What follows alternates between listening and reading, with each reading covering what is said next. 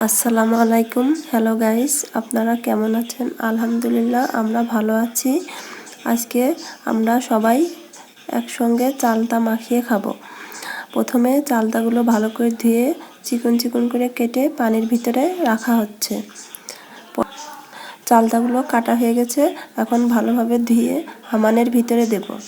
হামানের ভিতরে দিয়ে ভালো করে এবার ছেঁচে নিলাম। চালতাগুলো ভালোভাবে ছেঁচা হয়ে গেছে, এবার শুকনো মরিচ কাঁচামরিচ একসঙ্গে ছেঁচে নেব। ছেঁচা মরিচগুলো এবার চালতার উপরে দিলাম, দিয়ে লবণ চিনি স্বাদ মতন চিনি দিতে হবে, লবণ তেঁতুলের আচার দিয়ে একসঙ্গে এবার এগুলো মাখিয়ে নেব।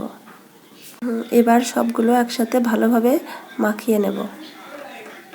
আমরা একসঙ্গে খাচ্ছি, আপনারাও খেয়ে দেখেন কেমন লাগে। আমাদের চ্যানেলটি সাবস্ক্রাইব করুন এবং কমেন্ট করুন।